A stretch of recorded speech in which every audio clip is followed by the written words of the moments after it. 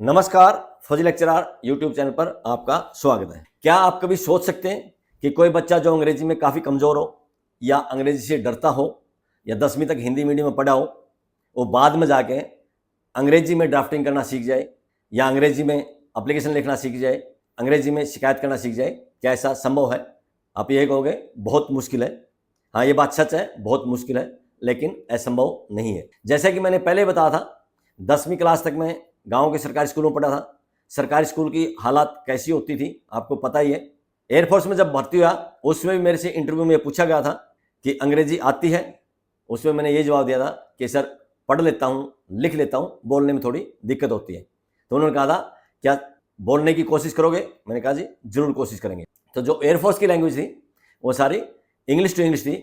सुबह 4 बजे हमारा रोल कॉल होता था ट्रेनिंग सेंटर में, रात को 9 बजे फिर रोल कॉल होता था। सुबह 4 बजे जब पीटी के लिए रोल कॉल होता था तब से लेकर रात को रोल कॉल होता था 9 बजे तक। बीच में जितने भी प्रोग्राम होते थे, चाहे पीटी हो, परेड हो, क्लास हो, सब में इंग्लिश टू इंग्लिश चलता था, सारी बातें अंग्रेजी में होती थी। मुझे आज भी एक सेंटेंस याद है जो ट्रेनिंग सेंटर में मुझे बोला गया था और उसमें मुझे समझ में नहीं आया था। जब हम भर्ती होकर वहां गए तो ट्रेनिंग सेंटर में वहां यूनिफॉर्म वगैरह दी गई थी, हाफ पैंट जिसको बोलते हैं या निकर देसी भाषा में बोलते हैं, वो दी गई थी।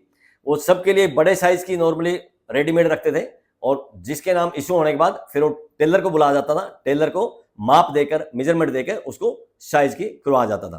तो जब वहां पहुंचे हुए मुझे कुछ दिन ही हुए थे और वो यूनिफॉर्म मिल चुकी थी, हाफ पैंट मिल चुकी थी। शाम को पीटी का समय था 4 साढ़े 4 बजे। जब पीटी के लिए इकट्ठे हुए वहां रोल कॉल होने लगी तो जो पीटी के इंचार्ज थे उन्होंने कहा who has not given the measurement for shorts raise your hands.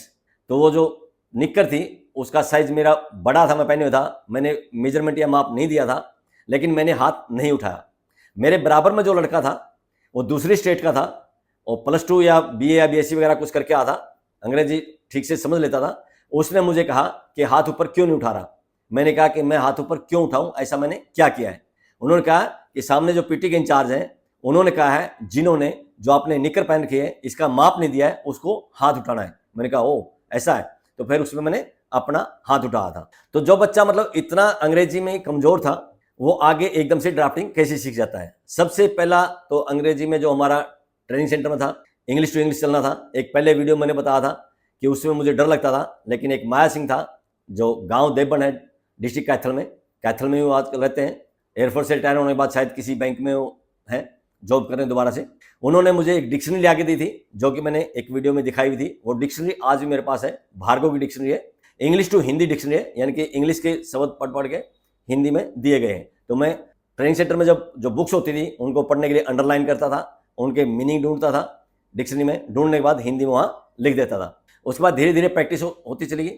Training centre के बाद जो पहली मेरी पोस्टिंग हुई वो कानपुर थी, पहले मैं वीडियो में बता चुका हूँ। कानपुर जब मेरी पोस्टिंग हुई, जिस बिलेट में या जिस रूम में मैं रहता था वहाँ एक सरदार जी थे जो कि हरियाणा के बामन वाला गांव है, टोहाना और रतिया बीच में वो थे। वो बंदा इतना कलाकार था, पहले मैंने एक वीडियो में बताया था, 10वीं करके वो भी एयरफोर्स में गया था, लेकिन उसका इंग्लिश में इंटरेस्ट था। एयरफोर्स में ट्रेनिंग के बाद उसने इंग्लिश मीडियम से ही +2 की थी, फिर बीए पंजाब यूनिवर्सिटी चंडीगढ़ से की थी, वो भी इंग्लिश मीडियम से की थी और वो इंग्लिश में काफ़ी इंटरेस्टेड था। डिक्शनरी को ऐसे खोल के मीनिंग देखता रहता था। तो जब वहाँ कुछ प्रॉब्लम आती, एप्लीकेशन जो लिखनी होती थी वो इंग्लिश में लिखनी होती थी। मुझे पता था सरदार जी को इंग्लिश अच्छी आती है, उसकी ड्राफ्टिंग भी ठीक है, तो मैं उससे कहता सरदार भाई साहब मेरी एप्लीकेशन लिख दे। तो वो मुझे एप्लीकेशन लिख के देता।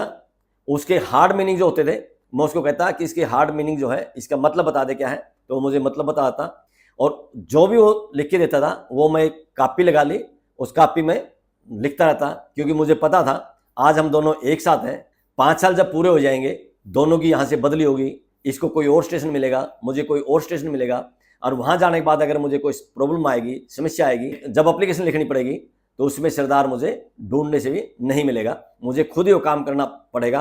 और हो सकता है उस यूनिट में कोई और बंदा ऐसा मुझे ना मिले जो मेरी एप्लीकेशन ड्राफ्टिंग करके दे दे। इसलिए मैंने उनका एक रिकॉर्ड बनाना शुरू कर दिया, कापी में लिखता गया, जो भी एप्लीकेशन लिखता कापी में लिखता गया। एक दिन बल्कि सरदार जी मुझे बोले ओ यार तू मैनू मरवाएगा। मैंने कहा कैसे मरवाऊंगा?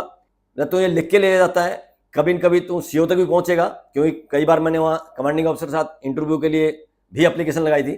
जब नीचे की अथॉरिटी होगी वो आपसे पूछेगी किससे लिखवा के लिया, या हो सकता है सीओ ही पूछ ले किससे लिखवा के लिया, तो बोलेगा सरदार से लिखवा के लिया। मैं कहूँगा नहीं, मैं ये नहीं बोलूँगा सरदार से लिखवा के लाओ, मैं ये जवाब लूँगा कि जी मैं लिख के लाया हूँ, इसीलिए तो मैं जो हार्ड मीनिंग है उनके पहले से मतलब पूछ लेता हूँ। ज़्यादा से ज़्यादा कोई हार्ड मीनिंग समझ में नहीं आएगा, या तो डिक्शनरी में देखेंगे या मुझे बुलाएंगे कि इसका मतलब क्या है। तो जब मुझे बुला के पूछेंगे तो मुझे वो मतलब पता होना चाहिए कि इसका मतलब क्या है। अगर मुझे उसका मतलब नहीं पता होगा तो यही कहेंगे तो उन्हें किसी से लिखवाइए। जब कोई एप्लीकेशन लिख दी, उस पर मैंने साइन कर दी है, तो वो मेरे शब्द हो गए। बस ये श्योर करना है कि जो एप्लीकेशन लिखी है उसका मतलब क्या है, जो भी उसमें शब्द लिखे हैं उनका सबका मतलब मुझे पता होना चाहिए। और एक बार ऐसा हुआ भी था, मैंने लिविंग आउट की एप्लीकेशन लगाई थी, उसमें मेरी शादी नहीं हुई थी, बिना शादी के बाहर रह नहीं सकते थे, लेकिन मेरी माँ की समस्या थी जो एक साइकेट्रिक पेशेंट थी। आने वाले वीडियो में पूरा एक्सप्लेन करूंगा किस किस तरह से कैसी घटनाएं घटी थी। तो मेरी माँ को मैं साथ ले जाने के लिए, कानपुर रखने के लिए, लिविंग आउट होना चाहता था।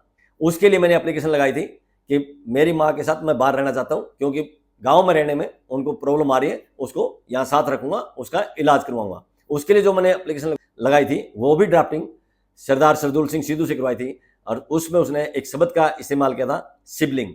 उसमें मुझे भी उस शब्द का नहीं मतलब पता था, सिबलिंग का क्या मतलब होता है। फिर मैंने उससे पूछ लिया, भाई सिबलिंग का मतलब क्या है। अगर मैं किसी ने पूछा, बुला के पूछ लिया, तो मुझे मतलब पता होना चाहिए। तो उसने बताया था सिबलिंग का मतलब होता है छोटे भाई बहन। वहाँ इस्तेमाल किया था कि मेरे जो सिबलिंग है, सिबलिंग्स आर स्कूल गोइंग। तो वही हुआ।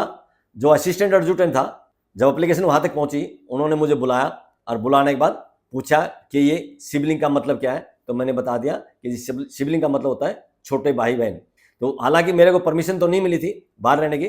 इस तरह से जो एप्लीकेशन लिखने की कला थी, ड्राफ्टिंग थी, वो मैंने सरदार सरदुल सिंह सिद्धू से सीखी थी। बाद में जो सिद्धू था वो एसएसबी क्लियर करके एयरफोर्स में ही ऑफिसर बन गया था, और अभी 2-2.5 साल पहले वो एयरफोर्स से रिटायर हो गया है। वहाँ उसने एमए हिस्ट्री की थी, बीएड भी कर ली थी कानपुर से। पुणे जाने के बाद उसने एमबीए कर ली थी, लॉ भी कर ली थी, एलएलबी कर ली थी। अब रिटायरमेंट के बाद चंडीगढ़ जो एएफटी है, डिफेंस पर्सन के जो ज़्यादातर केस होते हैं, और रहता अभी भी गांव में है, बामनवाड़ा, और वहाँ से चंडीगढ़ जाता है, सर्विसेज के केस को लड़ता है, खासकर डिफेंस के। बहुत से लोग उसके संपर्क में जाते हैं। बड़ा नेक इंसान है, बड़ा हेल्पिंग नेचर का बंदा है, खर्चा करता हुआ खतराता नहीं है, और लोगों की पूरी मदद करता है। जब मैं कानपुर में रहता था तो कानपुर में उसके साथ में कुछ दिन शेयरिंग पे भी रहा था।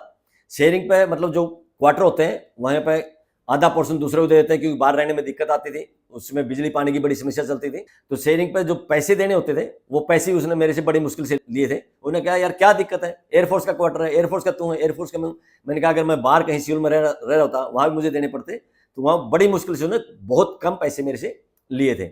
बाहर भी जैसे जाते थे, एक दिन की घटना है, हम सब्जी मंडी में गए हुए थे, और वो हाथ में दूध का डब्बा लिया था, दूध लेके आ रहा था। वहाँ एक औरत बैठी थी, बूढ़ी औरत, जो सब्जी बेच रही थी, पालक वगैरह ली थी। उसके पास वो डिब्बा रखा और सरदार जी चल दिए। वो बूढ़ी औरत सरदार को देख रही है। मैंने कहा वो बूढ़ी औरत तेरे को देख रही है, वहाँ दूध का डिब्बा रख के आ गया, वो आश्चर्य में है, भाई तू डिब्बा क्यों रख के आ गया। तो सरदार जी ने उधर से कहा माता जी रखिए, कोई दिक्कत नहीं, दूध है इसमें और कुछ नहीं है, हम थोड़ा बाजार घूम के आते हैं, वापिस आते इसमें ले जाएंगे। तो इस तरह का वो कलाकार बंदा था। जो क्वार्टर में थे उसके या तो इंग्लिश मीडियम की किताबें थी, 2-3 ड्रेस थी। कई बार क्या है, जैसे बाजार में जाते हैं तो वहाँ लॉक तक नहीं लगाया जाता था, और कई बार वहाँ चोरियाँ हो जाती थी। तो मैं उसको कहता भाई सरदार जी कम से कम लॉक तो लगा जाकर, कुंडी लगा के निकल जाता है। बोला यार मेरे घर में है क्या, मेरे क्वार्टर में है क्या। जो मेरी ड्रेस है वो काफ़ी लंबा था। मेरे कानपुर के भैया अगर चोरी भी करेंगे, ये छोटी छोटी हाइट के हैं, मेरी ड्रेस इनको आएंगी नहीं। किताबें उठाएंगे, इनको अंग्रेजी पढ़नी आती नहीं, किताबें उठा के करेंगे क्या। सिर्फ गैस के 2 सिलेंडर पड़े हैं, वो उठा सकते हैं, उससे ज़्यादा मेरे पास उठाने के लिए कुछ है नहीं। तो इस तरह का बड़ा कॉमेडियन सा, बड़ा ही इंटेलिजेंट, शांत स्वभाव का, तर्क के साथ बात करने वाला बंदा था, बड़ा तर्कशील बंदा। अभी भी कुछ दिन पहले मेरी उससे बात हुई थी, काफ़ी लंबी चौड़ी बात हुई है। और आप भी अगर कोई समस्या, कोई फौजी आदमी है, आर्मी से, एयरफोर्स से रिटायर है, उसकी कोई समस्या है, संपर्क करना चाहता है, तो मैं उसका फ़ोन नंबर दे सकता हूँ। वो चंडीगढ़ में जो चंडी मंदिर है वहाँ एएफटी है, जो डिफेंस फोर्सेज के केस होते हैं सारे उधर ही जाते हैं। कम से कम पैसे में आपका केस लड़ेगा, बड़ी अच्छी पैरवी करेगा, बड़ा नॉलेजेबल बंदा है।